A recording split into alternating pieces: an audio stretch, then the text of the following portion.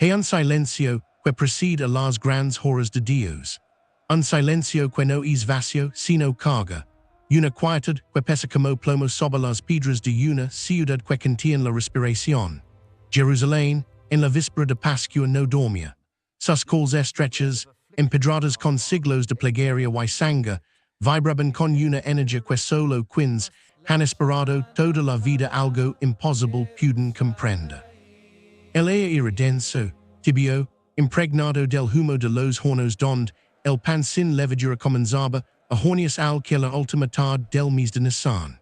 Desde las terrazas, el aroma ascendía mezclado con el olor del hisopo fresco, de la myrrha que las mujeres guardaban en frascos de alabastro, del polvo rojizo que el viento del desierto arrastraba desde las colinas de Judea. Era el año 33 de nuestra era. Quienes caminaban por aquellas calles no medían el tiempo como nosotros lo hacemos hoy, sabían con exactitud sagrada que fecha se aproximaba. Cada familia judía lo sabía, cada madre lo sentía en los huesos, cada padre lo transmitía con la voz grave de quien repite una historia que no le pertenece solo a él, sino a todo un pueblo. La Pascua estaba a las puertas. No era una fiesta cualquiera. No era un evento religioso más entre los muchos del calendario hebreo. La Pascua era el latido fundacional de Israel. Era el recuerdo vivo de la noche en que Dios mismo bajó a Egipto. La noche en que la muerte camino entre las casas y solo se detuvo ante las puertas marcadas con sangre. Era la memoria de la liberación, del mar que se abrió, del faraón que se ahogó, de un pueblo que nació descalzo, entre el barro y salió caminando hacia la promesa. Cada año, al llegar el 14 de Nisan, esa memoria dejaba de ser pasado. Se convertía en presente. Se encarnaba en el cordero, en el pan, en las hierbas amargas, en las lágrimas que los ancianos dejaban que sobre la mesa mientras repetían las palabras antiguas. Y ahora, en esta Pascua concreta, en esta noche que estaba a punto de que sobre Jerusalén como un manto de fuego invisible, algo más estaba sucediendo. Algo que ningún sacerdote del templo podía explicar del todo. Algo que los peregrinos sentían sin poder. Jesús de Nazaret, el rabbi Galileo que había hecho temblar las sinagogas con su autoridad, que había devuelto la vista a los ciegos y llamado a Lázaro desde la tumba, estaba dentro de la ciudad. Había entrado días antes, montado sobre un burro, mientras las multitudes extendían mantos y ramas de palmas sobre el camino gritando, Hosanna al Hijo de David. Los sacerdotes lo sabían. Los fariseos lo vigilaban. El Sanedrín deliberaba en secreto. Roma observaba con la frialdad calculadora de un imperio que no tolera desórdenes. Y en medio de todo esto, el Cordero Pascual estaba a punto de ser sacrificado. Pero esta vez, el verdadero Cordero no estaría sobre el altar del templo. Estaría sentado a la mesa con dos hombres que aún no comprendían lo que estaban viviendo. Estaría partiendo el pan con sus propias manos. Estaría mirando a los ojos a quien lo iba a traicionar. Estaría pronunciando palabras que cambiarían el significado de la cena para siempre, para todos los siglos, para todos los pueblos de la tierra. Lo que estás a punto de presenciar no es solo un relato del pasado. Es una reconstrucción viva de la noche más importante de la historia humana. Cada detalle, cada aroma, cada gesto, cada palabra dicha en aquella habitación del piso alto tiene un peso que lega hasta hoy, hasta este instante en que tú escuchas estas palabras. Porque la Pascua no es solo lo que sucedió, es lo que sigue sucediendo cada vez que alguien comprende lo que aquella noche significó. Camina conmigo, cruza el umbral del tiempo, entra en Jerusalén. Para entender lo que la Pascua significaba en tiempos de Jesús, primero debemos comprender que era Jerusalén en la semana previa al 14 de Nisan. No era la ciudad habitual. No era el centro administrativo y religioso que funcionaba con relativa normalidad durante el resto del año. Durante las semanas previas a la Pascua, Jerusalén se transformaba en algo completamente diferente. Si conversa en el corazón palpitante de toda una nación dispersa. Si conversa en el único lugar del mundo donde un judío podía cumplir plenamente con el mandato de Dios. El historiador Flavio Josefo, testigo directo de la magnitud de estas fiestas, registró que en ciertos años llegaban a congregarse en Jerusalén entre 200,000 y hasta 2 millones de peregrinos.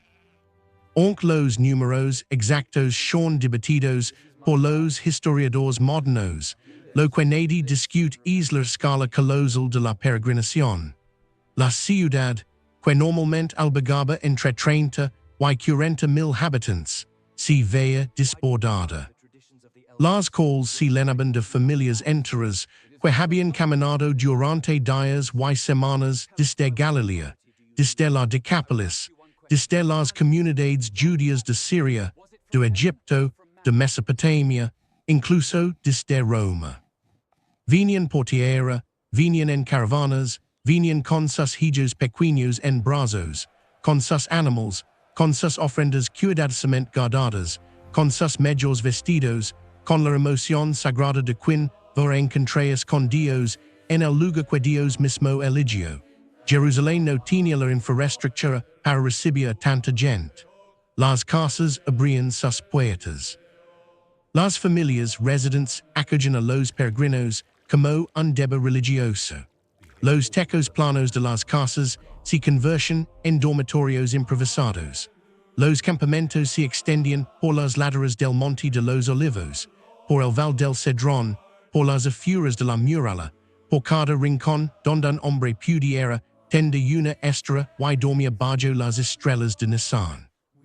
El murmullo de la ciudad se convertía en un rugido constante de voces, cantos, oraciones, discusiones, negociaciones en el mercado, lantos de niños, balidos de corderos. Los corderos. Ese era el sonido que lo definía todo. En las semanas previas a la Pascua, los rebaños comenzaban a legar.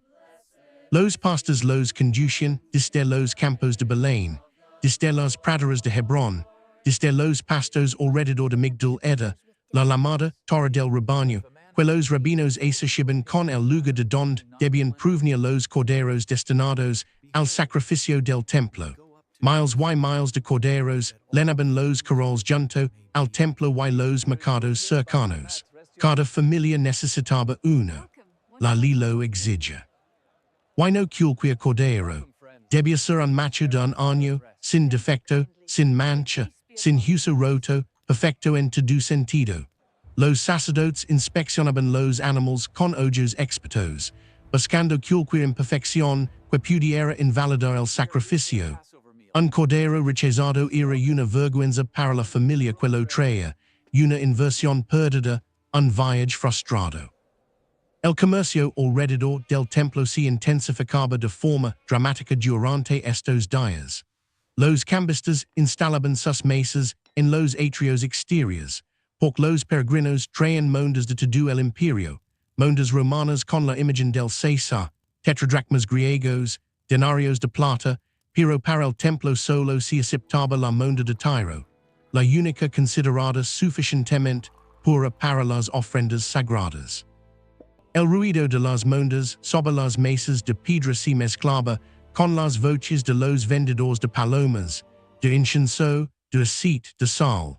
Era un mercado vivo, intenso, a veces brutal. Fue precisamente este comercio lo que Jesús confrontó días antes de aquella última Pascua, volcando las mesas con una furia santa que dejó helados a los mercaderes y sacerdotes por igual. Pero más allá del comercio y la multitud, lo que definía el ambiente de la Pascua era algo más profundo, algo que no se podía comprar ni vender. Era la expectativa, era la tensión entre la memoria de la esclavitud y la esperanza de la liberación definitiva. Porque Israel, en tiempos de Jesús, no era libre. Roma gobernaba con mano de hierro. Un gobernador romano, Poncio Pilato, residía temporalmente en Jerusalén durante la Pascua, abandonando su base habitual en Cesarea Marítima precisamente porque sabía que la fiesta incendia en el pueblo judío un fervor nacional peligroso. las tropas romanas si reforzaban. La fortaleza Antonia, que dominaba el templo desde su esquina noroeste, se llenaba de soldados adicionales. Los centurions patrulaban las calles con una vigilancia que no disimulaba su desprecio. Y en medio de todo, el pueblo rezaba porque esta fuera la Pascua definitiva, la Pascua en que Dios enviar al Mesías, la Pascua en que las cadenas de Roma se rompieron como se rompieron las de Egipto, la Pascua en que la libertad verdadera llegara por fin. No podían imaginar cuánta razón tenían. Nikahan diferencia la liberación que estaba a punto de llegar. Para reconstruir la Pascua tal como se vivía en tiempos de Jesús, debemos adentrarnos en los detalles que la hacían tangible, sensorial y profundamente simbólica. Cada objeto sobre la mesa, cada gesto en la preparación, cada palabra del ritual tenía un significado que conectaba el presente con el pasado y el pasado con la eternidad. La preparación comenzaba días antes de la cena misma. El 10 de Nisan, exactamente 4 días antes del sacrificio, cada familia debía seleccionar su cordero. No bastaba con comprarlo y dejarlo en el corral. La tradición mandaba que el cordero fuera llevado a la casa, que conviviera con la familia durante esos 4 días finales. Los niños lo alimentaban, las mujeres lo cuidaban, los hombres lo inspeccionaban cada día para asegurarse de que no tuviera defecto alguno. Este detalle, que podría parecer meramente práctico, tenía una dimensión emocional devastadora. El cordero dejaba de ser un animal anónimo. Se convertía en algo conocido, querido, casi parte del hogar. Y entonces, cuando llegaba el momento de llevarlo al sacrificio, la pérdida se sentía. El costo se comprendía en la carne. La inocencia del animal se volvía insoportablemente visible. Los rabinos enseñaban que precisamente por eso debía ser así, para que Israel nunca olvidara que la libertad tiene un precio, y que ese precio es la sangre del inocente. ¿Acaso no resulta extraordinario que Jesús entrara en Jerusalén exactamente el 10 de Nisan, el mismo día en que el Cordero era seleccionado?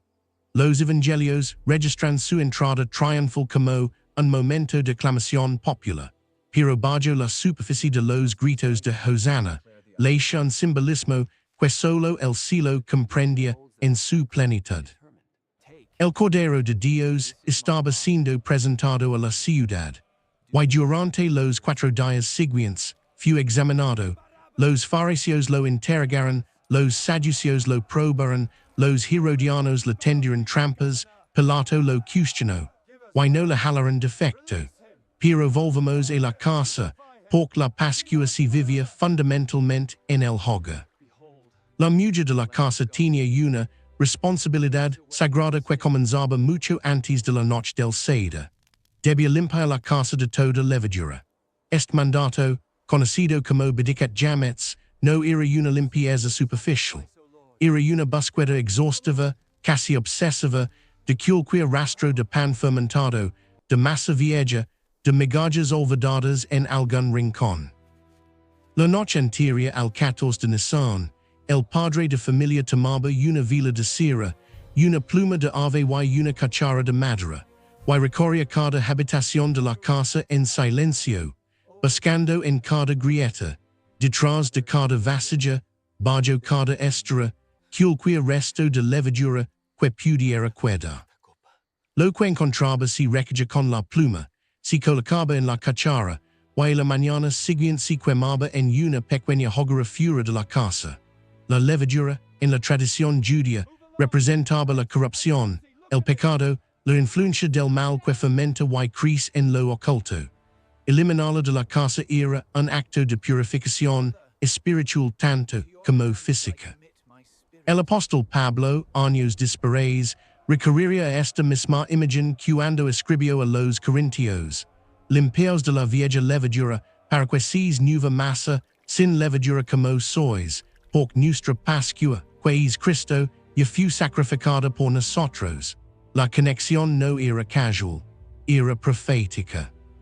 El pan que se preparaba para la Pascua era el matzah, un pan plano, sin levadura, hornido rapidamente perque no tuviera tiempo de fermenta. Su textura era crujiente, seca, marcada con líneas y perforations que evitaban que se inflara durante la cocción. Los rabinos posteriores señalarían con asombro que el matzah tenía rayas y agujeros, como un cuerpo marcado y traspasado. Es difícil no pensar en esas marcas cuando se recuerda lo que es profetizo siglos antes.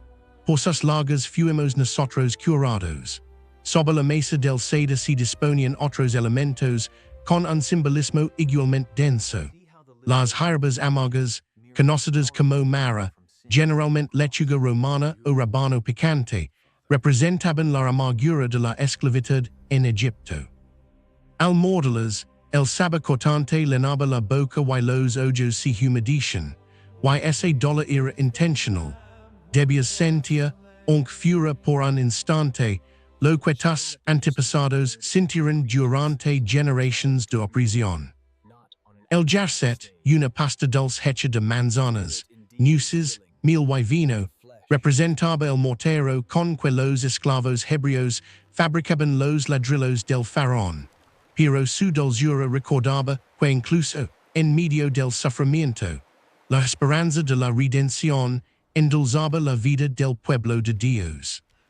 El agua salada en la que se sumerge el perejil o el apio evocaba las lágrimas derramadas y el agua del mar rojo. El huevo cocido, símbolo de duelo y renovación, completaba el cuadro, y en el centro de todo, 4 copas de vino, no una, no dos, 4. Cada una con un nombre y un significado vinculado a las 4 promesas de liberación que Dios pronunció en Éxodo capítulo 6. Yo os sacaré, os libraré, os redimiré, y os tomaré por mi pueblo. La primera copa, la copa de santificación, abría la cena. La segunda acompañaba el relato del Éxodo. La tercera, la copa de bendición, se bebía después de la comida principal. Y la cuarta, la copa de alabanza, cerraba la celebración. Cada gesto estaba cargado de siglos. Cada sabor era una lección. Cada copa era una promesa. Y en un aposento alto de Jerusalén, esa noche, todas esas promesas estaban a punto de cumplirse de una manera que nadie en aquella mesa podía imaginar. El día había comenzado con una pregunta que Pedro y Juan le hicieron a Jesús. ¿Dónde quieres que preparemos para que comas la Pascua? La pregunta era práctica, casi logística, pero la respuesta de Jesús reveló una vez más esa autoridad sobrenatural que lo distinguía de cualquier otro rabbi. Les dijo que al entrar en la ciudad encontrarían a un hombre cargando un cántaro de agua y que debían seguirlo. En una cultura donde carga agua era tarea exclusiva de las mujeres, un hombre con un cántaro habría sido inmediatamente visible, inmediatamente identificable. Debían seguirlo hasta la casa donde entrara y decía al junio, el maestro dice, mi tiempo está cerca, en tu casa celebraré la Pascua con mis discípulos. Pedro y Juan obedecieron. Encontraron todo exactamente como Jesús había dicho. El aposento alto estaba preparado, amplio, amueblado con los divans bajos típicos de la cena formal greco-romana, que ya había reemplazado la postura original de cama de pie y con prisa que el Éxodo describía. Porque en tiempos de Jesús, la Pascua ya no se comía de pie, con el bastón en la mano y las sandalias puestas, listos para ir como aquella primera noche en Egipto. Ahora se comía reclinados, como hombres libres, porque la liberación ya había ocurrido. El cambio de postura no era un capricho cultural, era una declaración teológica, somos libres. Dios cumplió su palabra. Nos recostamos porque ya no somos esclavos. Los preparativos fueron meticulosos. El cordero debía ser llevado al templo para ser sacrificado. Esta era quizás la escena más impresionante y sobrecogedora de toda la festividad. A partir del mediodía del 14 de Nisan, las puertas del templo se abrían y los ofrendas entraban en turnos masivos. Josefo describe que los sacerdotes se formaban en dos filas, sosteniendo vasillas de oro y plata. El ofrenda sostenía a su cordero, le colocaba las manos sobre la cabeza en un gesto de identificación, de transferencia simbólica, y luego lo digalaba el mismo, no el sacerdote, el ofrenda. Tú matabas a tu propio cordero. Tú senchas su sangre caliente derramas sobre tus manos. Tú escuchabas su último balido. La sangre era recogida por los sacerdotes en las vasillas, pasada de mano en mano a lo largo de la fila, y derramada al pie del altar. Mientras esto sucedía, los levitas cantaban los salmos del Hallel, los salmos 103 al 118, y el sonido de miles de voces cantando en el atrio del templo, mezclado con el olor de la sangre y el humo del incienso, creaba una atmósfera que ningún participante podía olvidar jamás. El salmo 118 contenía las palabras: la piedra que desecharon los edificadores ha venido a ser cabeza del ángulo. De parte del Señor es esto, y es cosa maravillosa a nuestros ojos. Esas mismas palabras que Jesús había citado días antes, mirando directamente a los líderes religiosos que planeaban su muerte. Una vez sacrificado, el cordero era devuelto a la familia. Debía ser asado entero, sin romper ningún hueso, ensartado en una vara de madera de granado, que atravesaba su cuerpo de extremo a extremo, con otra vara cruzada para extender sus partes delanteras. Los rabinos antiguos describían esta imagen como la de un cuerpo extendido en forma de cruz. La coincidencia es tan precisa que resulta difícil la mala coincidencia. El asado se hacha en un horno de barro, lentamente, hasta que la carne estaba tierna pero no tocaba las paredes del horno ni el suelo, porque nada impuro debía contaminarlo. El aroma del cordero asado llenaba la casa, las cols, la ciudad entera. Jerusalén olía cordero sacrificado, olía sangre redentora, olía libertad comprada con muerte. Mientras las mujeres terminaban los preparativos en la cocina, mientras los niños corrían entre las esteras y los hombres se purificaban con agua para la cena, el sol comenzaba a descender detrás de las colinas de Judea.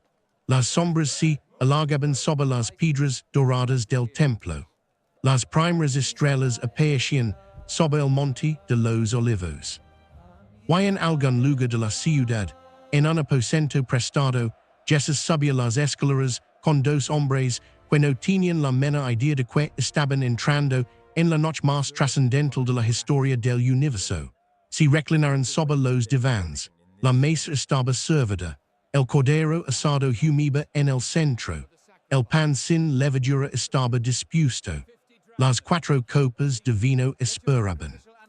Las jirabbas amargas, el jarcet, el agua salada, todo en su lugar. Y entonces Jesús dijo algo que no pertenecía al guión del Seda, algo que hizo que los dos levantaron la vista.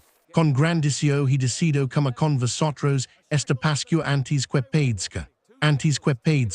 Las palabras caeron sobre la mesa como piedras sobre agua quieta. Los discípulos se miraron entre sí. Que quería decir? Que pensamiento? ¿Acaso no estaban seguros en aquella habitación, celebrando juntos como una familia? Pero Jesús ya estaba mirando más allá de la mesa, más allá de la noche, más allá de las murallas de Jerusalén. Estaba mirando hacia el huerto, hacia las antorchas, hacia la cruz. Lo que ocurrió a continuación dentro de aquel aposento alto fue algo sin precedentes en la historia de la fe. Jesús tomó la cena de Pascua, esa cena que llevaba más de 1200 años celebrándose con el mismo orden, las mismas palabras, los mismos gestos, y la transformó. No la abolió, no la descartó, la cumplió. La llenó de un significado que siempre había estado latente en cada copa, en cada pan, en cada cordero, pero que solo ahora, en esta noche, en esta mesa, en estas manos, se revelaba en toda su plenitud. La Cena comenzo con el lavamiento de pies. Est gesto que Juan registra con un detalle extraordinario en su evangelio, no formaba parte del ritual de la Pascua. Era algo que Jesús añadió, algo que introdujo con una intención deliberada y devastadora. Se levantó de la mesa, se quitó el manto exterior, tomó una tola y se la ciñó a la cintura. F. Vertió agua en un librillo. Y se ardillo. El maestro se ardillo ante sus discípulos. El hijo de Dios, aquel por quien todas las cosas fueron hechas, se colocó en la posición del esclavo más bajo de la casa. El lavamiento de pies era una tarea tan humillante que la ley rabínica estableció que ni siquiera un esclavo judío podía ser obligado a realizarla. Solo los esclavos gentiles la hacían. Y aquí estaba Jesús, con las manos mojadas y la tola empapada de polvo, lavando los pies de Pedro, de Juan, de Andrés, de Mateo, de cada uno de ellos, y de Judas. Lavó los pies de quien ya tenía 30 mondas de plata pactadas con los sumos sacerdotes. Lavó los pies del traidor con la misma ternura con que lavó los de Juan, el discípulo amado. No lo señaló públicamente, no lo humilló, le lavó los pies. Y en ese gesto silencioso hay una profundidad de amor que excede toda teología, toda explicación, toda palabra humana. Pedro protestó: Señor, no me lavarás los pies jamás. Era inconcebible para él, culturalmente imposible, emocionalmente insoportable. Pero Jesús respondió con una frase que contenía toda la Pascua en miniatura: Si no te lavo, no tendrás parte conmigo. No era solo agua lo que ofrecía. Era limpieza, era participación en su muerte, era inclusión en el nuevo pacto que estaba a punto de ser. Después del lavamiento, la cena continuó con su orden ritual. La primera copa fue bendecida y compartida. La historia del éxodo fue narrada, probablemente con un detalle más del que solimos imaginar, porque el Seder exige que se contara la historia completa, desde la esclavitud hasta la liberación, desde el clama en Egipto hasta el cántico junto al mar. Los niños presentes en las cenas familiares hacían las 4 preguntas tradicionales. ¿Por qué esta noche es diferente de todas las demás noches? No sabemos si en aquella cena privada, sin niños presentes, se hicieron esas preguntas formalmente, pero la ironía cósmica permanece. Esa noche era diferente de todas las demás noches de una manera que nadie en la sala podía medir. Luego el momento del pan. En el Seder tradicional, había 3 panes de matzah envueltos juntos en un paño. El del medio, llamado aficomen, se partia en dos. Una mitad se envolvía en tela y se escondía. Era buscada después por los niños y recuperada al final de la cena para ser comida como último bocado, como posta sagrado, como cierre del banquete. Los rabinos debatían el significado de este pan partido y escondido, pero ninguna explicación resultaba plenamente satisfactoria dentro del judaísmo. Jesús tomó ese pan, lo bendijo, lo partió. Y entonces pronunció las palabras que dividieron la historia en dos. Esto es mi cuerpo, que por vosotros es partido. Haste esto en memoria de mí. El silencio que debió seguir a esas palabras es inimaginable. Los discípulos sostenían el pan partido entre sus dedos y escuchaban al maestro decirles que ese pan ya no era solo el recuerdo de la huida de Egipto. Era él. Era su cuerpo. El pan sin levadura, sin corrupción, marcado con rayas y perforado con agujeros, partido y entregado, era una imagen de lo que sucedería al día siguiente sobre un madero romano en una colina llamada Golgota. Luego tomó la tercera copa, la copa de la redención, la copa que se bebía después de la comida principal, la copa que correspondía a la tercera promesa de Dios: os redimiré con brazo extendido. La tomó entre sus manos y dijo: esta copa es el nuevo pacto en mi sangre, que por vosotros se derrama. Nuevo pacto. Esas dos palabras habrían resonado en los oídos de cualquier judío instruido como un trueno teológico. Jeremías había profetizado siglos antes: y aquí que vienen días, dice el Señor, en los cuales haré nuevo pacto con la casa de Israel. No como el pacto que hice con sus padres el día que los tomé de la mano para sacarlos de la tierra de Egipto. El profeta había anunciado que vendría un pacto diferente, un pacto escrito no en tablas de piedra sino en el corazón humano, un pacto sellado no con la sangre de animals sino con algo infinitamente más precioso. Y aquí estaba Jesús, sosteniendo esa copa de vino tinto que pecha sangre bajo la luz de las lámparas de aceite, declarando que el nuevo pacto había llegado, que su sangre era el cielo, que la Pascua encontraba por fin su significado último, y un detall que a menudo pasa desapercibido. Jesús no bebió la cuarta copa. Después de la tercera copa, la copa de la redención, dijo, no beberé más de este fruto de la vid, hasta aquel día en que lo beba nuevo con vosotros en el reino de mi Padre.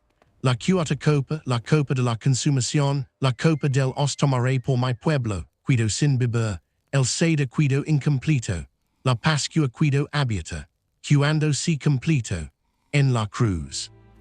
Cuando horas después, colgado del madero, con los pulmones aplastados y la sangre descendiendo por la madera, Jesús dijo, tengo sed. Y le acercaron una esponja con vinagre a los labios, y después de beber pronunció la palabra que seraba todo, consumado es. Tetelestai, la cuarta copa fu bebida, la Pascua fu completada, no en la mesa sino en el altar de la cruz, no con vino sino con vinagre. O en celebración, sino en sacrificio supremo. La Pascua entera, con todos sus siglos de simbolismo, había sido una flecha apuntando a este momento. Si retrocedimos ahora desde la escena íntima del aposento alto y contemplamos la Pascua desde la perspectiva de la eternidad, los patrons proféticos resultan tan precisos que desafian cualquier explicación que no sea la intervención directa de Dios en la historia. Pensemos en el Cordero. Desde el Génesis, la imagen del Cordero sacrificial atraviesa las Escrituras como un hilo escarlata que conecta cada libro, cada época, cada pacto. Cuando Abraham subió al monte Moriah con Isaac, y el muchacho preguntó, Padre, aquí está el fuego y la leña, pero ¿dónde está el Cordero para el holocausto? Abraham respondió con palabras que eran pura profecía, Dios se proveerá de Cordero para el holocausto, hijo mío. Dios se proveerá. Y se provio, primero con un carnero atrapado en el zarzal, pero la respuesta definitiva a la pregunta de Isaac no llegó hasta aquella Pascua en Jerusalén, más de 1000 años después, cuando Juan el Bautista señaló a Jesús junto al Jordán y declaró, y aquí el Cordero de Dios, que quita el pecado del mundo. El Cordero Pascual no podía tener uso roto. Era mandato explícito de la Torah.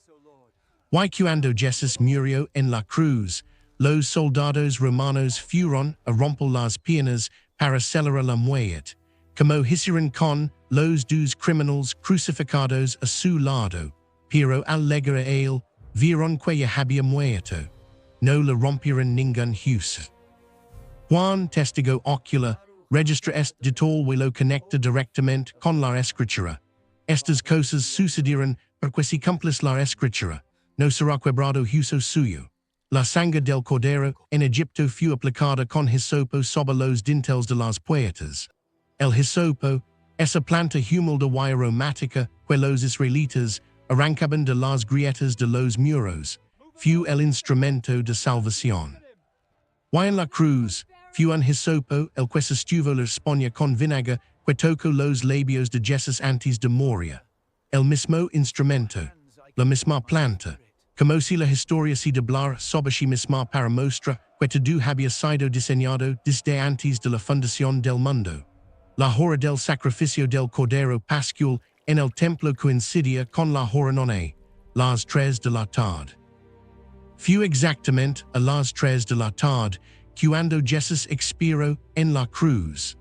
En el mismo momento en que miles de corderos eran degollados en el templo, el Cordero verdadero moría fuera de las murallas de la ciudad. Los sacerdotes dentro del templo con las manos cubiertas de sangre de cordero, cantaban el halal sin saber que fura, a pocos cientos de metros, la realidad que todos esos corderos prefiguraban si estaba consumando de una vez por siempre. Y en ese instante, el velo del templo se rasgó de arriba abajo. No de abajo arriba, como lo haría una mano humana, sino de arriba abajo, como lo haría la mano de Dios. Ese velo, que según la tradición judía era tan grueso como el palmo de una mano, que separaba el lugar santísimo del resto del templo, que representaba la barra infranquible entre la santidad de Dios y la pecaminosidad del hombre, fue abierto. El acceso estaba libre. El camino hacia la presencia de Dios ya no requería sacerdotes intermediarios, ni sangre de animales, ni rituals anuales. El cordero había pagado el precio definitivo, la puerta estaba abierta, para siempre. El autor de la carta, a los hebreos, escribiría dispares con una claridad que deja sin aliento. Porque si la sangre de los toros y de los machos cabríos, y las cenizas de la becerra rociadas a los inmundos, santifican para la purificación de la carne, cuanto más la sangre de Cristo, el cual mediante el Espíritu Eterno se ofreció a sí mismo sin mancha Dios, limpará vuestras conciencias de obras muertas para que serváis al Dios vivo. La Pascua no fue eliminada por Cristo, fue completada. Cada gota de sangre de cada cordero, sacrificado durante más de 1200 años señalaba hacia adelante, como un dedo profético que apuntaba a una colina, a una cruz, a un hombre que cargaba sobre sus hombros no solo una viga de madera, sino el peso completo del pecado humano.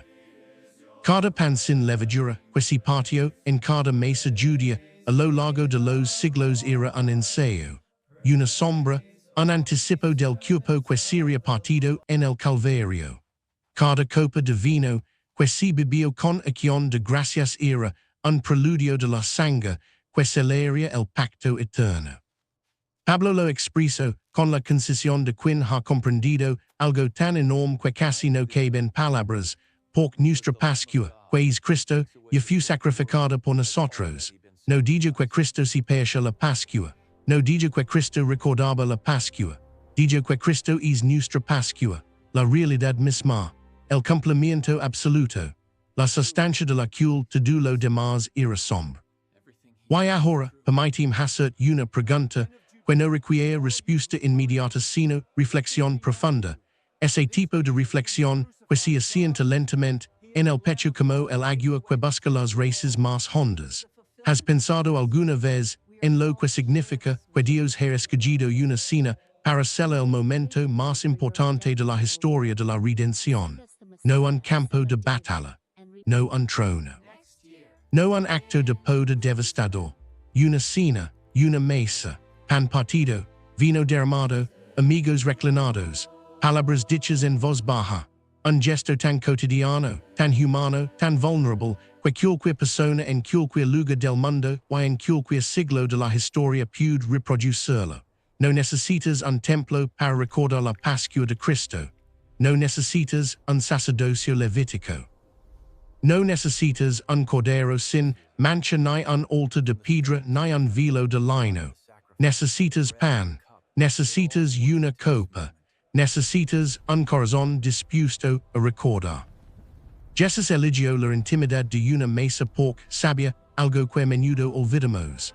Que la fe no se vive principalmente en los grandes eventos espectaculares, sino en los momentos compartidos, en la comida diaria, en la mesa donde la familia se reúne, en el pan que se parte con las manos y se comparte con los que están a nuestro lado.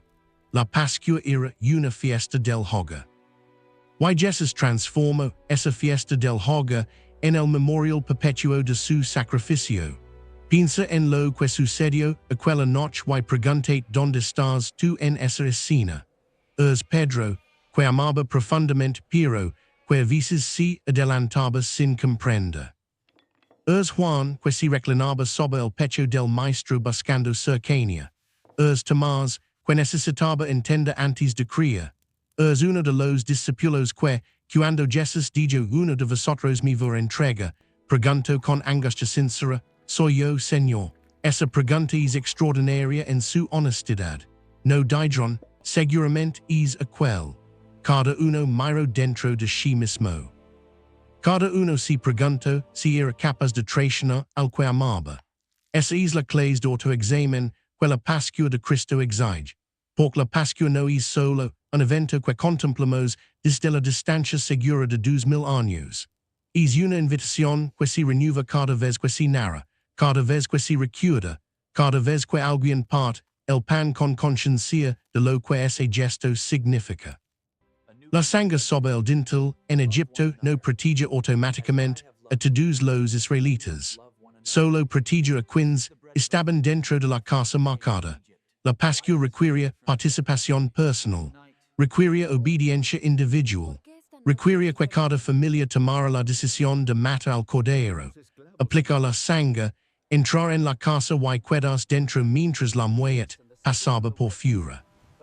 De la misma manera, el sacrificio de Cristo, el cordero definitivo, no se aplica de manera automática o mecánica a la humanidad. Requiere una respuesta. Requiere que tú, personalmente, reconozcas la sangre, entres bajo su cobertura, te sientes a la mesa, y recibas lo que se ofrece.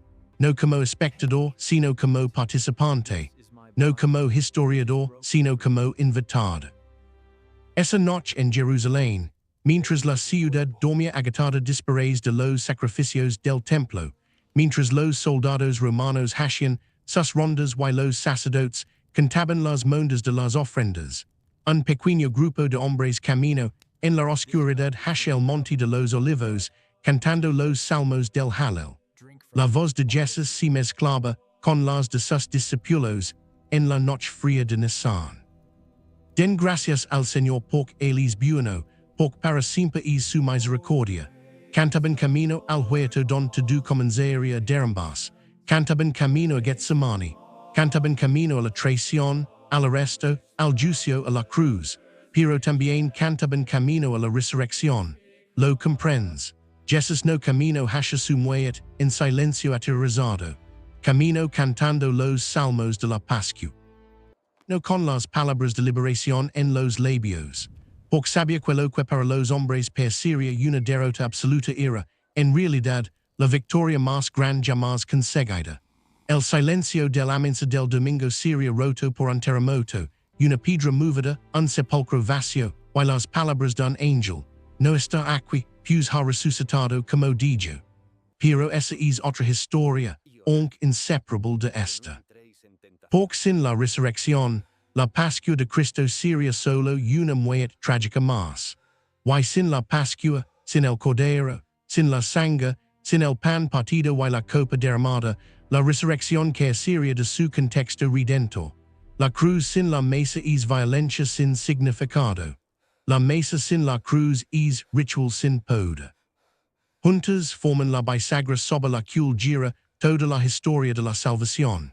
Cuando los primeros cristianos se reunían en las casas de Jerusalén, de Antioquia, de Corinto, de Roma, para partir el pan y beber la copa, no estaban inventando una tradición nueva. Estaban continuando la Pascua.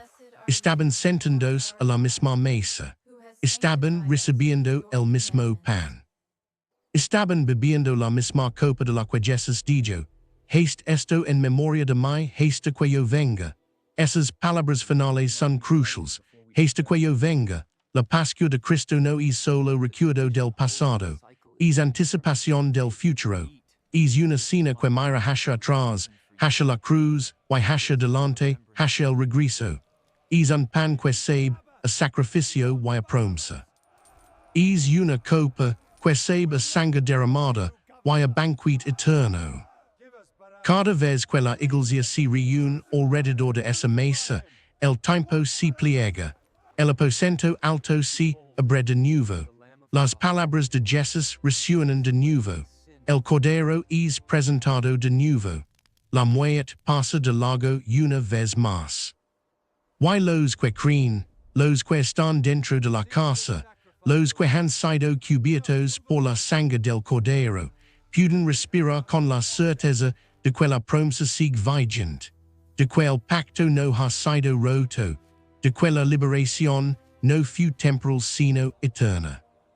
Hace más de 2000 años, en una noche de luna llena sobre Jerusalén, cuando el aroma de los corderos asados llenaba las calles de piedra y los cantos del Hallel flotaban desde cada ventana iluminada.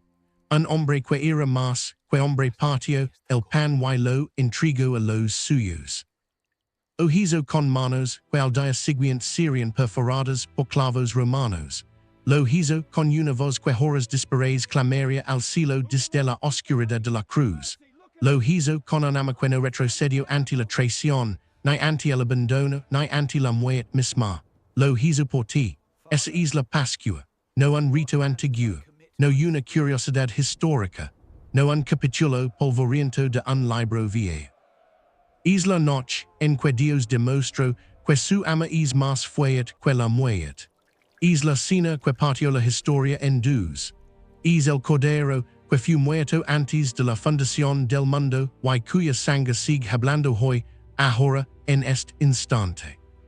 Si esta historia ha tocado algo dentro de ti, si has sentido que las piedras de Jerusalén se volvían reales, bajo tus pies y el aroma del pan sin levadura se hace presente en tu memoria, si por un momento has estado allí, reclinado junto a los discípulos, escuchando la voz del maestro partir las palabras como parte el pan, entonces leva esta historia contigo.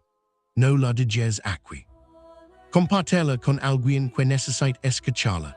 Deja un comentario con lo que más ha resonado en tu corazón. Por cada palabra que escribas puede ser el inicio de una conversación que transforma a otra persona. Suscríbete a este canal para que sigamos caminando juntos por las calles de la historia sagrada, desempolvando los relatos que el mundo ha olvidado pero que siguen ardiendo con fuego eterno. La mesa sigue puesta, el pan sigue partido, la copa sigue llena, y la invitación sigue abierta.